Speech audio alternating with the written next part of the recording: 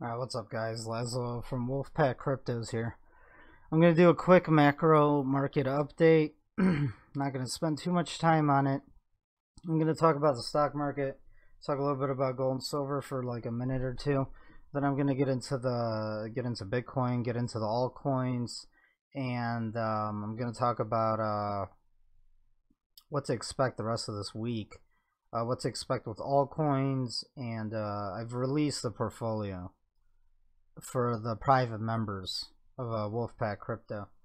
If you're interested, what we do is we do trading. You guys could follow my trading calls and my own trades, and you guys could well, one, we provide research and analysis, fundamental research for the altcoins, and we also do analysis on the ICOs, pre-ICOs, and we have a free room and we have a free newsroom where I keep you guys up to date with market moving breaking news, which happens all the time in crypto land, right? So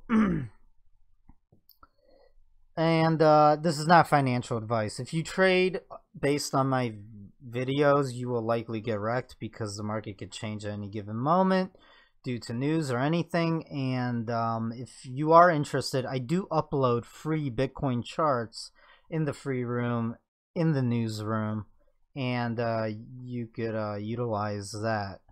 If you are interested in the private membership, which is extremely affordable, we're still running that promo. You bring a friend in and you get the first month free, or you guys could split the cost, right? So it's like 40 bucks, Ethereum or Litecoin or Bitcoin. All right, so I'm going to talk about macro trends and markets.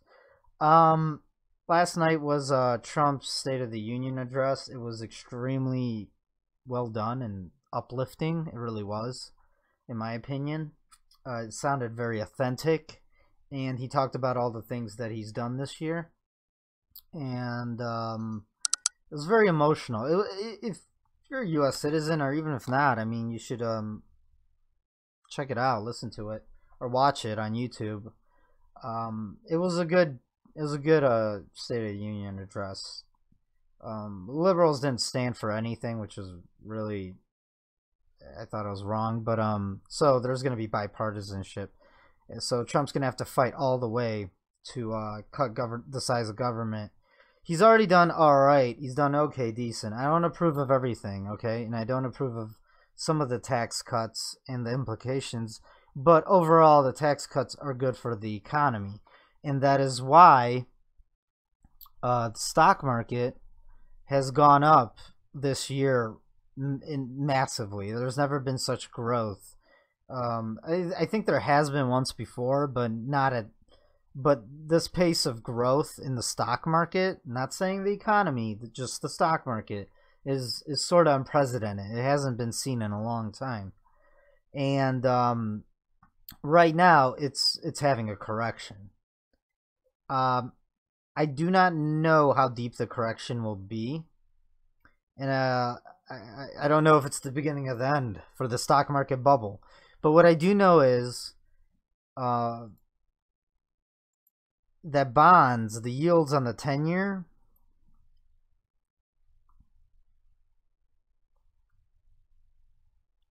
is the yields are becoming way too high, and it could possibly pop the equity bubble, right?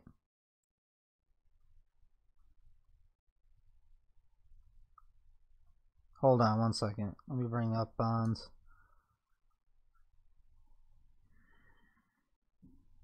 So this is what I use on my phone. I like it. Investing.com. It's a great app.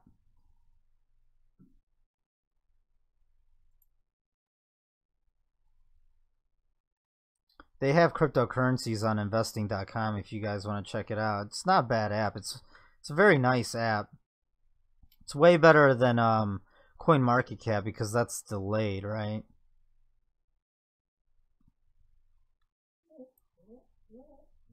It's my dog whining in the background.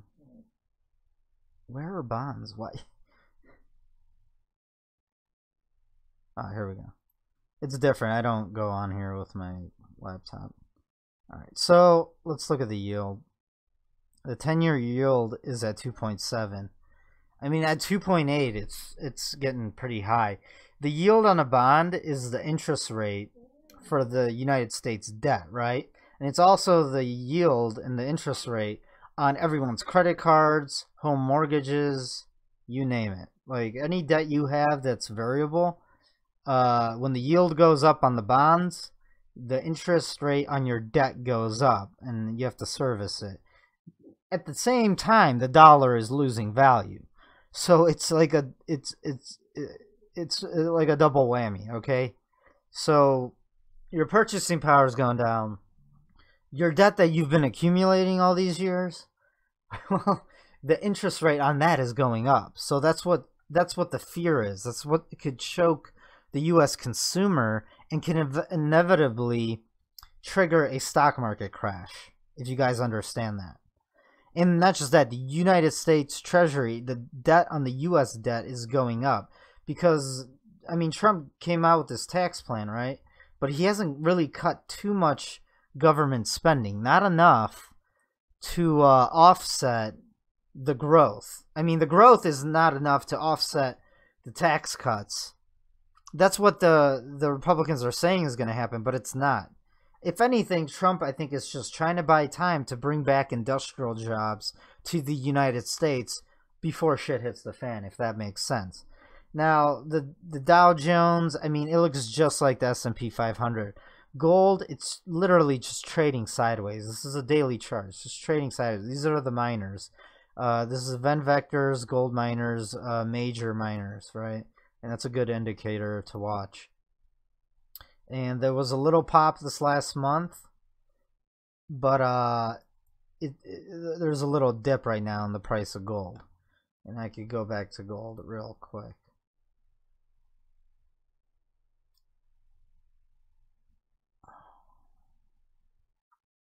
God. 1 second.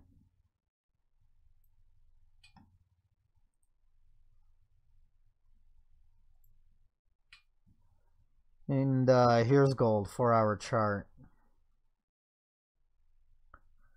So there was a sell-off. There was a sell-off when the dollar bounced a little bit. And after Trump's State of the Union address, you would think the dollar would bounce a little more. Just a little more. I mean, he didn't comment on the dollar. But it was such a positive speech that people's sentiment on the economy and the stock market should be going up. I mean, after all, Trump is a salesman and he's pretty good at it. Are things as rosy and peachy as he says? I mean, he is making a difference, right? But at the same time, the debts that the United States has accumulated in the past 3 decades, there's no turning back. It's too far gone, and the Federal Reserve is trapped. They're trapped. They can't raise rates because if they do, they pop the stock market bubble and the everything bubble. Once one bubble pops, it all goes. They can't do more quantitative easing, meaning money printing, because that's an admittance that the quantitative easing didn't work last time. It only created a bubble, and then the stock market crashes again anyways. So what I'm saying is, it's going to happen. Either way. There's nothing they could do to stop it. The only thing they could do is maybe not raise rates as much as they say they're going to do. They're not going to reduce their balance sheet of like $4 trillion. And what they could really do is stall time and wait for the economy to somehow grow. But I just don't think they're going to be able to do it. What's going to happen is towards the end of this year or whenever, maybe now, nobody knows, we're going to have a decent stock market crash. And then the Fed's going to come out and print more money. And then all the traders and investors, Wall Street's going to buy up equities again. The problem is they're already so overvalued, it's ridiculous. This is the dollar. So it stopped falling. That's good news. Maybe we could get a nice bump back up into the 90s, 91 or something. but evidently it's just going to keep falling.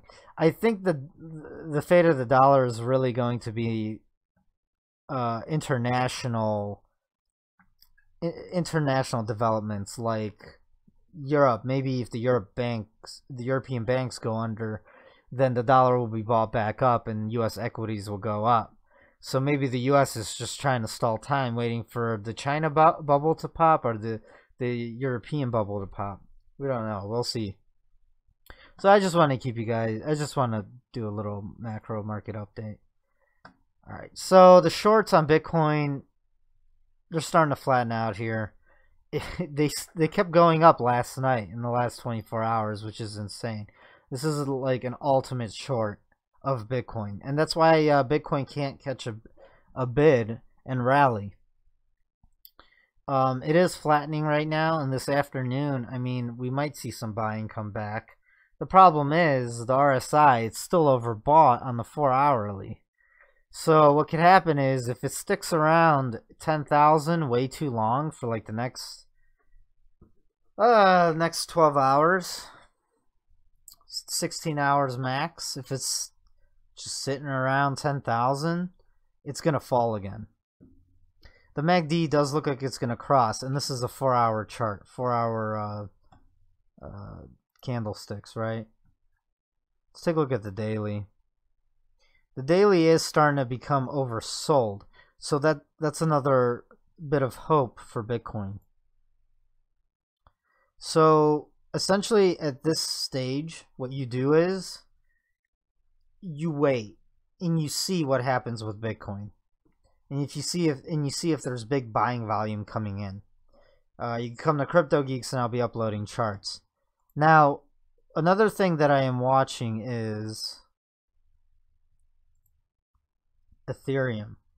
Ethereum is a great way to see what the altcoins are going to do. Ethereum has been holding up this entire time, which is disappointing. I wanted to see Ethereum fall to like 800 or something.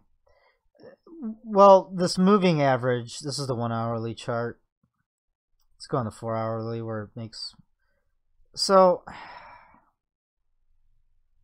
there's still some more falling Ethereum could do in the next like 8 to 12 hours. So tomorrow we're going to find out if Ethereum's going to rally despite what Bitcoin's doing. If the Bitcoin's falling and Ethereum just starts rallying, then you better bet that all of the altcoins will start rallying. Now there are a few greens on the chart, which is meaning some people are coming back and buying. But the coins that are in the green are new coins, or there's hype around them momentarily, right? Raiden Blocks has had a rebrand, and it's up 20% today. But that could sell off, guys. And we bought Raiden Blocks at $4, rode all the way up to $40.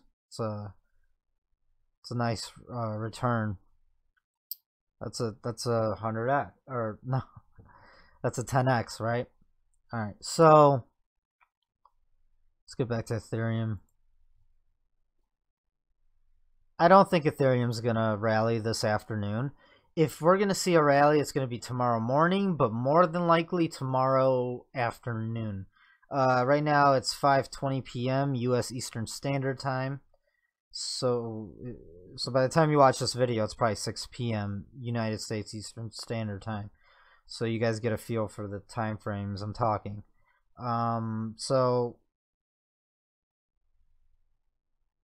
yeah, right now we just have to watch and see what happens.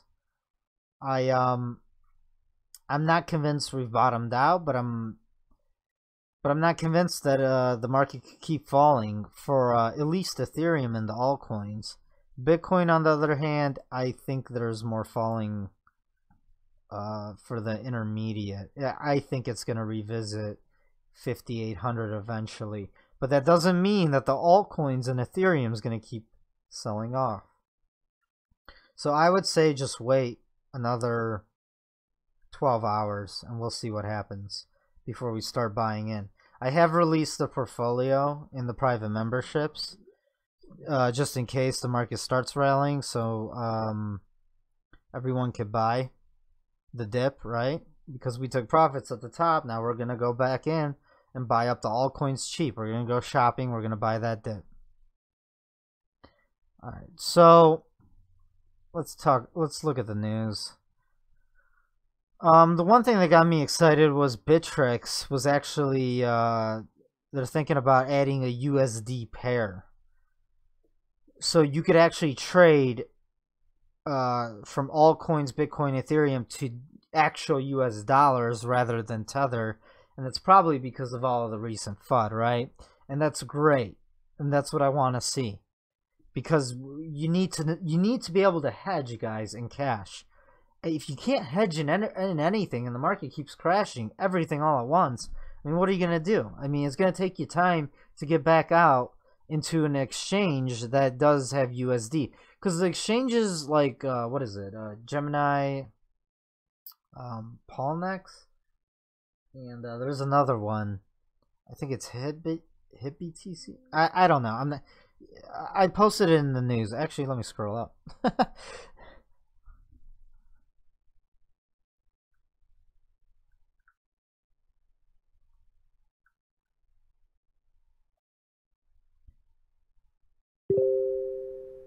My dog is whining in the background. Probably has to go to the bathroom. I just don't want to end this video. I'm about to end it real quick. I can't find it. Just look up which major exchanges have USD pairings. The thing is, most of them only have Bitcoin, Ethereum, and Litecoin on their exchange. So if you want to buy altcoins, but you want to hedge with USD dollars, you can't on these smaller exchanges like Binance, Bittrex, Kraken, Polnex. I know GDEX you can hedge with USD, but then again, GDEX doesn't have all of these altcoins. So what I want to see is USD dollars come to these exchanges, because I mean Tether, we don't know what's going to happen to Tether. It's a risk sitting in Tether, it really is. And you could buy some altcoins and hedge with them that just seem to never fall, and I know a few of them. In the private membership, they know what I'm talking about. So yeah, just come over and we'll see. Come over to our free Telegram room, and we'll see what prices do tomorrow. I'm starting to turn a little more bullish than bearish. I do want to see Bitcoin finally just fall below 10,000. And I really want to see Ethereum fall again down to like 800 or 700, $400 or $500. That would give us the biggest buying opportunity ever. And I think the market would recover from that. Now, if Bitcoin falls to 3,000, Ethereum falls back down to like $300, it's going to take a very, very, very long time for the market to recover from something like that. But I don't think it's going to fall that far. All right, guys? All right, until next time.